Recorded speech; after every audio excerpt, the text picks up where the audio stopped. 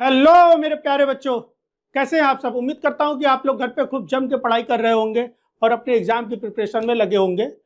आज हम लोग एनसीईआरटी अनफिल्टर्ड के इस प्लेटफॉर्म पे एक बहुत ही ज्यादा इंपॉर्टेंट टॉपिक को डिस्कस करने जा रहा हूं कि कीमोऑस्मोटिक हाइपोथेसिस है क्या।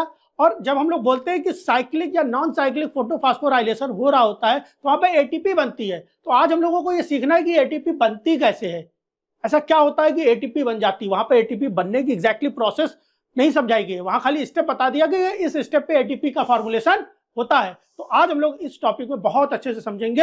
अगर आपको वीडियो समझ में आती है, मजा आता है इस कॉन्सेप्ट में, तो जरूर आप लोग अपने कलीग्स को जरूर शेयर करिएगा। कलीग्स कौन हो सकते हैं? आपके 12th के बच्चे जो 12th क्लास में है इस समय, 11th क्लास में है जो इस समय, या नीट की प्रिपरेशन कर रहे हैं, एमएससी कर रहे हैं, बीएससी कर रहे हैं, टीजीटी या पीजीटी की प्रिपरेशन कर रहे हैं, इवन जो नेट जेआरएफ की प्रिपरेशन कर रहे हैं, उनके बेसिक्स बड़े अच्छे से मजबूत कर देने वाला है ये वीडियो।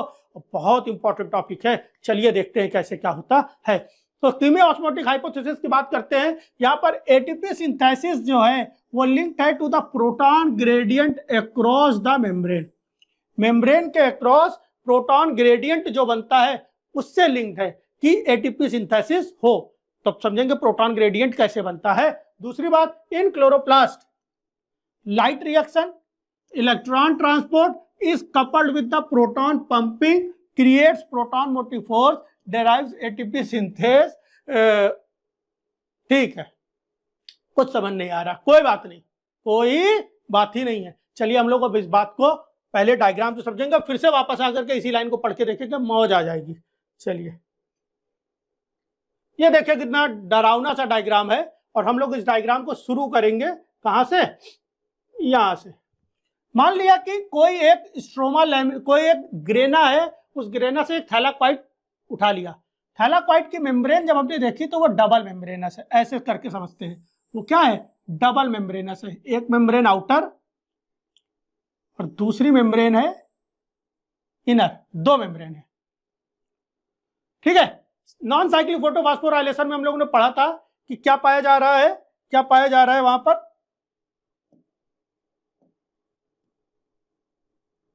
अब ठीक है, ठीक है। फोटो सिस्टम सेकेंड, मान लिया ये फोटो सिस्टम सेकेंड है और इस पे सनलाइट पड़ी, इस पे क्या आई? सनलाइट आ रही है। ठीक है, 680 नैनोमीटर की लाइट इसको दी गई। सन ने डायरेक्ट नहीं दिया, दी गई। कैसे दी गई? प्रीवियस वीडियोस देखना, बड़ा अच्छे से कॉन्सेप्ट समझाया है।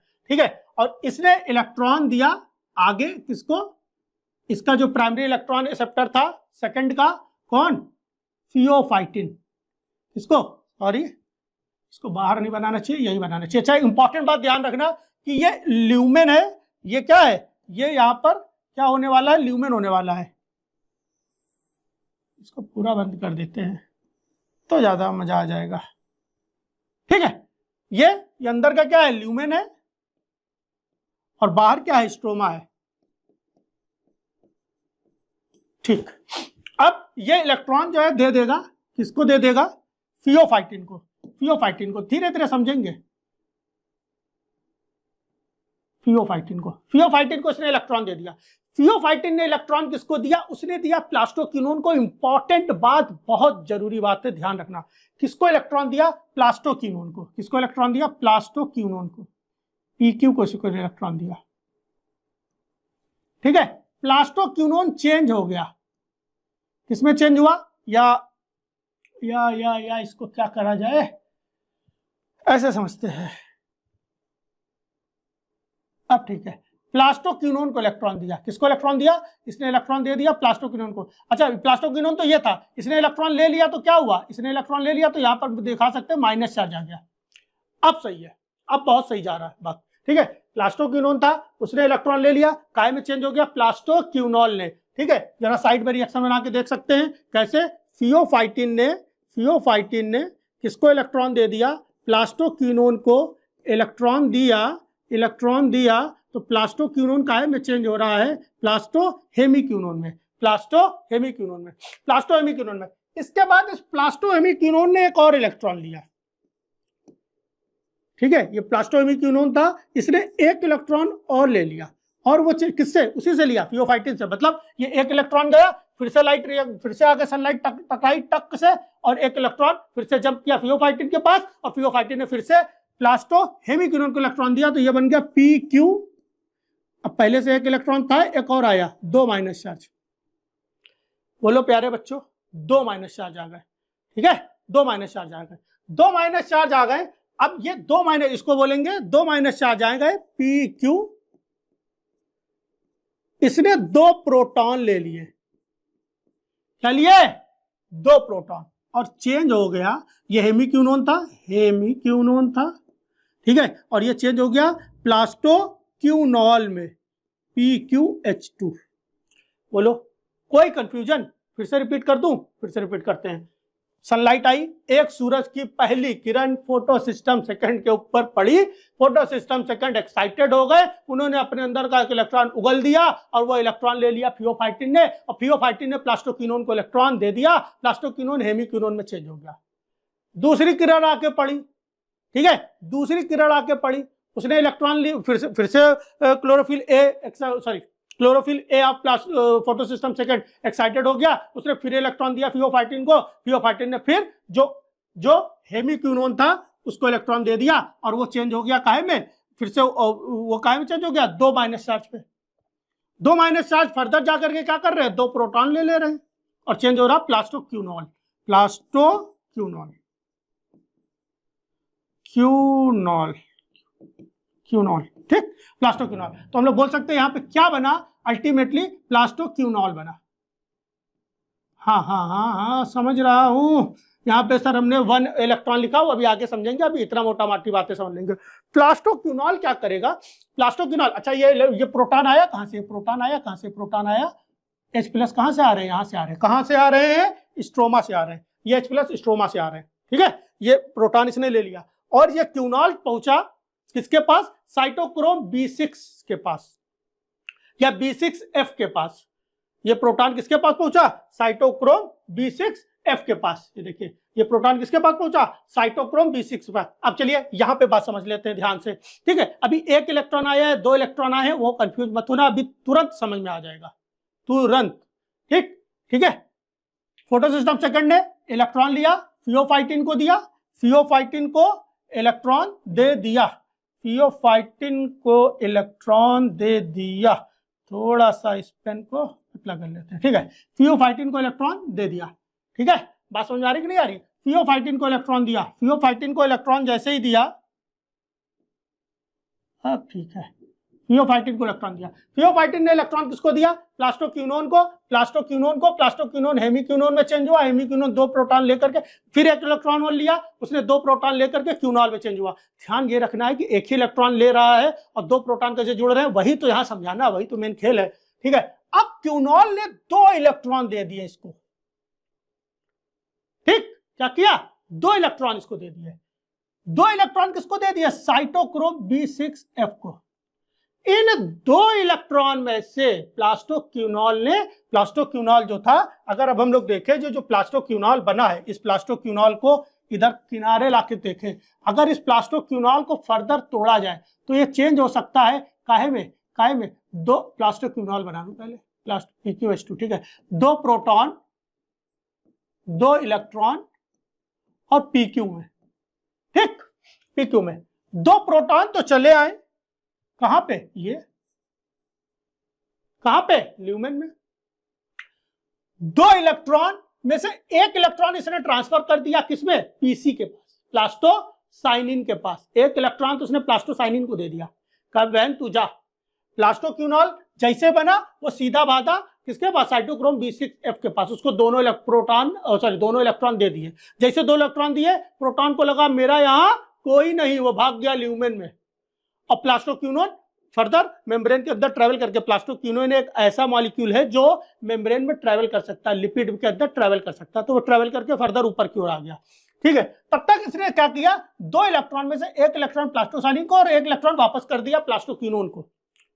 तो हम लोग बोल सकते हैं कि प्लास्टोक्यूनोन के पास एक इलेक्ट्रॉन वापस आ गया, प्लास्टोक्यूनोन इस मुद्रा में वापस आ गया। तो इसके पास अब 2 माइनस चार्ज लाना है, तो क्या करना है, एक तो पहले से ही था, एक बाहर से आ गया। बोलो प्यारे बच्चों, 2 बिस्कुट थे इसके पास, प्लास्टोक्विनोल के पास 2 बिस्किट थे। ये दोनों दे दिया किसको? वो चाह रहा हमारे पास 2 बिस्किट ही रहे, लेकिन वो चाह रहा है हमारे पास 2 ही बिस्किट रहे। इन्होंने दोनों बिस्किट दे दिया साइटोक्रोम B6F को। इसने एक बिस्किट आगे ट्रांसफर कर दिया, एक फर्दर इसको दे दिया कि भाई तू ले ले। जब इसको वापस दे दिया तो अब इसको 2 बिस्किट करने के लिए अब क्या चाहिए? एक ही तो और बिस्किट चाहिए, तो एक ही तो इलेक्ट्रॉन आता है। बोलो मेरे प्यारे बच्चों, एक ही इलेक्ट्रॉन तो यहां पर आता है। ठीक है, बात समझ में आ रही कि नहीं आ रही है? ठीक है, इस इलेक्ट्रॉन को इस तरह से यहां पर देखा जाए तो पूरा कर दिया गया। ठीक, अब इसने क्या किया? इसने प्लास्टोसाइनिन को इलेक्ट्रॉन दे दिया। प्लास्टोसाइनिन ने क्या किया? फर्दर इलेक्ट्रॉन फोटोसिस्टम फर्स्ट को दे दिया। फोटोसिस्टम फर्स्ट ने FNR को, ठीक है, फेरोडॉक्सिन NADP रिडक्टेज एंजाइम को दे दिया इलेक्ट्रॉन। और उसने क्या कर दिया? कहां पाई जा रही है? आउटर मेम्ब्रेन पे पाई जा रही है। अच्छा, लोकेशन पे ध्यान रखना, ये आउटर मेम्ब्रेन पे पाई जा रही है। आउटर मेम्ब्रेन से इलेक्ट्रॉन या आउटर मेम्ब्रेन पे पाई जा रही है। इसने इलेक्ट्रॉन फर्दर किसको दे दिया? NADP प्लस को। NADP प्लस टाइम में चेंज हो गया NADPH में। बोलो मेरे प्यारे बच्चों, बात समझ में आ रही कि नहीं आ रही? तो इस तरह से कहानी कंप्लीट हो जाती है। ठीक है, अब यहां पर बात यह आई कि जब फोटोसिस्टम सेकंड ने, जब एक इलेक्ट्रॉन यहां से पंप हुआ, जब एक इलेक्ट्रॉन यहां से पंप हुआ, तो एक इलेक्ट्रॉन के पंप होने पे कितने प्रोटॉन अंदर की ओर आए? तो एक इलेक्ट्रॉन के पंप होने पे 2 प्रोटॉन यहां पे आए। ठीक, एक इलेक्ट्रॉन के पंप होने पर 2 प्रोटॉन यहां पर आ रहे हैं। ठीक, इस एक इलेक्ट्रॉन के पंप करने पर फोटोसिस्टम सेकंड के अंदर हो गया इलेक्ट्रॉनों की कमी, इलेक्ट्रॉन डेफिशिएंट। बड़ी टेंशन में आ गया कि भाई मेरे इलेक्ट्रॉन लेके चले गए हैं फोटोसिस्टम फर्स्ट के पास, और वो साहब FNR को दे दिए। बहुत बड़े हीरो है, मेरा इलेक्ट्रॉन कहां से आए? वो इसी बोला, अरे बाबा मुझसे ले ले। उसने अपना इलेक्ट्रॉन इसको दे दिया वापस। उसने क्या किया? वाटर तोड़ दिया। उसने वाटर तोड़ दिया। वाटर को तोड़ करके क्या किया? 4 इलेक्ट्रॉन और एक ऑक्सीजन का मॉलिक्यूल बनाया। इसके अलावा प्रोटॉन दिया। तो यहां पर प्रोटॉन एक तो बाहर से आ रहा है, ये प्रोटॉन, एक प्रोटॉन अंदर फोटोलिसिस से क्रिएट हो रहा है, ये प्रोटॉन, और एक प्रोटॉन और देखा जाए, ये प्रोटॉन यूज हो गया ना, ये प्रोटॉन कहां से यूज हो रहा है? साइटोसॉल से। तो हम लोग बोल सकते हैं ल्यूमेन में लगातार प्रोटॉन का नंबर बढ़ रहा है। कुछ खुद अंदर जनरेट हो रहा है और कुछ बाहर से पंप किया जा रहा है by the action of quinol cycle या प्लास्टोक्विनोल साइकिल। 2 काम चल रहा है यहां पर एक साथ। इसके साथ साथ और क्या हो रहा है? इसके साथ साथ और क्या चल रहा है? यहां पर जो बाहर प्रोटॉन था वो खर्च भी हो रहा है।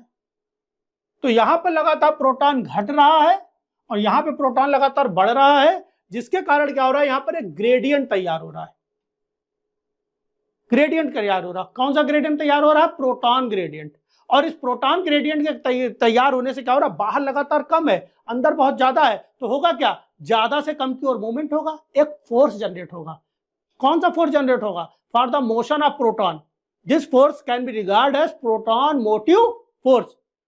द प्रोटॉन मोटिव फोर्स है ना, ये जो प्रोटॉन मोटिव फोर्स जनरेट हुआ, ये क्या होगा? ये प्रोटॉन मूव करेगा कहां से? यहां से, CF0 और CF0। ये क्या है? ये क्लोरोप्लास्टिडल ATP सिंथेज है। ये 2 यूनिट से मिलकर बनती है, नॉट और CF0 और CF1। CF0 जो होता है वो मेम्ब्रेन पे रहता है, ठीक है, इंट्रा मेम्ब्रेन, और मेम्ब्रेन के बाहर की तरफ क्या पाया जाता है? CF1। ये प्रोटॉन जब इससे होकर के बाहर की ओर जाता है तो ये जो CF0 CF1 है वो लगातार ऐसे से मूव करने लगती है, ऐसे से मूव करेगी। इस प्रोटॉन मोटिव फोर्स के कारण, प्रोटॉन मोटिव फोर्स कैसे बना? प्रोटॉन ग्रेडियंट जनरेट होने के कारण। प्रोटॉन ग्रेडियंट कैसे जनरेट हुआ? फोटोलिसिस और क्यूनॉल साइकिल के कारण। ठीक है, तो ये ऐसे से मूव करेगा। जब ये मूव करेगा तो ये ADP और IP को आपस में जोड़ करके ATP बनाएगा, तो यहां पर ATP बनने लग जाएगी। बोलो भाई, बात समझ में आ रही कि नहीं आ रही है? यहाँ पे कितने, अगर देखा जाए, अब एक बात ध्यान रखना, एक ATP बनाने में कितने प्रोटॉन चाहिए? तो 1 ATP रिक्वायर कितने? 4 प्रोटॉन। 4 प्रोटॉन चाहिए। एक ATP को जनरेट कराने के लिए 4 प्रोटॉन चाहिए। ठीक है, इस तरह से ये वाली बात देखा जाए तो कंप्लीट होती है। तो इस तरह से अगर देखा जाए तो ये पूरी तरह से जो हम लोगों का कीमोऑस्मोटिक हाइपोथेसिस था वो कंप्लीट होता। बहुत इंपॉर्टेंट टॉपिक है, बहुत कंफ्यूजन है लोगों के दिमाग में, ठीक है। तो जिनके दिमाग में कंफ्यूजन है उनको तुरंत भेज दो, ठीक है, खूब अच्छे से। चलिए कुछ क्वेश्चंस देखते हैं तो कॉन्फिडेंस भी और बूस्ट हो जाएगा। लिखा हुआ है according to the chemiosmotic hypothesis. Chemiosmotic hypothesis के बेस पे अगर हम लोग बात करें तो क्या चल रहा है यहाँ पे, बोल रहा है synthesis of ATP in chloroplast is due to, chloroplast में एटीपी की सिंथेसिस होती है, proton gradient across thylakoid membrane हो सकता है, स्प्लिटिंग ऑफ वाटर हो सकता है, flow of electron from PS2 to PS1 हो सकता है, अवेलेबिलिटी ऑफ NADPH। तो कीमोऑस्मोटिक हाइपोथेसिस में ATP in chloroplast is due to कैसे बन रहा है? एटीपी तो डायरेक्ट प्रोटॉन के ग्रेडियंट जनरेट से हो रहा है। देखो स्प्लिटिंग ऑफ वाटर से प्रोटॉन ग्रेडियंट बन रहा है, फ्लो ऑफ इलेक्ट्रॉन से प्रोटॉन ग्रेडियंट बन रहा है, ठीक है। अवेलेबिलिटी ऑफ NADPH इसका तो कोई रोल ही नहीं है, ठीक है, NADPH की कोई अवेलेबिलिटी का रोल नहीं है, ठीक है। तो बोल क्या रहा है कि इन दोनों से प्रोसेस हो रही है, लेकिन करा कौन रहा है? ड्राइवर कौन है? ड्राइवर यही है, प्रोटॉन ग्रेडियंट जो बना है अक्रॉस द थैलाकोइड मेम्ब्रेन, जिसके कारण प्रोटॉन मूव कर रहा है कहां से? एटीपी सिंथेस से, उससे एटीपी बन रही है, ठीक है। अब दूसरा क्वेश्चन देखते हैं। दूसरा क्वेश्चन बोला इन क्लोरोप्लास्ट प्रोटॉन एक्यूमुलेट। भाई ये डायरेक्ट क्वेश्चन आ रहा, प्रोटॉन कहां एक्यूमुलेट होता है? वीडियो पॉज करो, खुद सोचो कहां पे एक्यूमुलेट होता है लगातार, कहां पर? ल्यूमेन में, अभी पढ़ा था ना, ल्यूमेन में एक्यूमुलेट हो रहा है। तो भाई lumen lumen lumen lumen lumen महाराज कहां? ये है, ये देखिए भाई नजारा, ये सही है, बाकी सब महा गलत है। भाई स्ट्रोमा में तो लगातार कम हो रहा था, इंटरमेम्ब्रेन स्पेस में तो जो पिगमेंट्स थे वो पाए जा रहे थे, वो तो इलेक्ट्रॉन ट्रांसपोर्ट करा रहे हैं, उनसे कोई मतलब नहीं है, ठीक है। साइटोप्लाज्म में तो बाहर की बात हो गई, उनसे कोई मतलब नहीं है। During photophosphorylation which process directly provide energy for ATP synthesis? कौन सी प्रोसेस है जो एनर्जी प्रोवाइड कराएगी एटीपी सिंथेसिस के लिए? Photolysis of water, proton motive force across the thylakoid membrane, transfer और electron from photosystem first to NADP plus, absorption of light by photo. अरे भाई डायरेक्टली तो यही फोटोलिसिस ऑफ वाटर से क्या हो रहा है? लगातार फोटोलिसिस हो रही, प्रोटॉन मिल रहा, प्रोटॉन मोटिव फोर्स जनरेट हो रहा है। अरे भाई तो गड़बड़ हो गया, प्रोटॉन मोटिव फोर्स खाली यहां से थोड़ी नहीं हो रहा, यहां से भी तो हो रहा है। Proton motive force across the thylakoid membrane होता तो प्रोटॉन मोटिव फोर्स से ही है, लेकिन प्रोटॉन मोटिव फोर्स केवल यही नहीं जनरेट करा रहा, और कौन जनरेट करा रहा है? और कौन जनरेट करा रहा है? और जनरेट करा रहा है आपका क्यूनॉल साइकिल, क्यूनॉल साइकिल से भी जनरेट हो रही है, यहां से नहीं, ठीक है। तो आंसर आपका ये सही होगा, बाकी सब गड़बड़, ठीक है। In chemiosmotic theory movement of proton through ATP synthesis is active transport है, पैसिव ट्रांसपोर्ट है, इंडोसाइटोसिस है, फैसिलिटेटेड एक्टिव ट्रांसपोर्ट है। भाई ध्यान ये रखना कि ये एटीपी जनरेट करा रहा है। अब ये अगर एटीपी जनरेट करा रहा है तो इसको खुद एटीपी दे दोगे तो क्या काम चलेगा? पहली बात ध्यान रखेगी ना, ये खुद एटीपी जनरेट करा रहा है, इसको बाहर से एटीपी दोगे तो काम ही कैसे चलेगा, ठीक है। तो ये कैसी प्रोसेस है? यहाँ पे एटीपी नहीं लगती, कैसी प्रोसेस है? पैसिव ट्रांसपोर्ट है, ठीक है। Which of the following is not essential for the ATP synthesis as per the chemiosmotic hypothesis? Not essential for the ATP synthesis, proton gradient चाहिए ही चाहिए, membrane impermeability to proton, proton channel ATP synthesis चाहिए ही चाहिए, oxygen ये जरूरी थोड़ी नहीं है, ये चाहिए। ऑक्सीजन का इवॉल्व होना कोई जरूरी नहीं है भाई, ऑक्सीजन तो बाई प्रोडक्ट है ना, पहले बता रहा हूँ ऑक्सीजन बाई प्रोडक्ट है, ठीक है। इस तरह से हम लोगों ने बड़े अच्छे से पढ़ लिया है कीमोऑस्मोटिक थ्योरी, ठीक है। तो ये लगभग पूरी लेक्चर सीरीज कंप्लीट होने वाली है फोटोसिंथेसिस की, ठीक है। इसके बाद अभी हम लोग C3 साइकिल, C4 साइकिल और condition required for the photosynthesis वो पढ़ लेंगे। थोड़ा सा फोटो रिस्पायरेशन पढ़ लेंगे, जिसको C2 साइकिल भी बोल सकते हो, कैम साइकिल भी थोड़ा सा देख लेंगे, ठीक है। कुछ एग्जाम्स में उससे रिलेटेड भी पूछ लिया जाता है और ये टॉपिक कंप्लीट हो जाएगा। इससे पहले हम लोगों ने मॉलिक्यूलर बेसिस ऑफ इनहेरिटेंस को बहुत अच्छे से एक एक टॉपिक को पढ़ा है, तो वो पूरी की पूरी सीरीज है, लगभग 15 वीडियो शायद है उसमें, ठीक है। तो पूरा 1 बाय 1 देखिए, मजा आने वाला है, मजा आएगा तो और आगों को भी लोगों को मजा ही देना है आपको, ठीक है। मिलते हैं नेक्स्ट वीडियो में, तब तक के लिए बाय बाय, थैंक यू।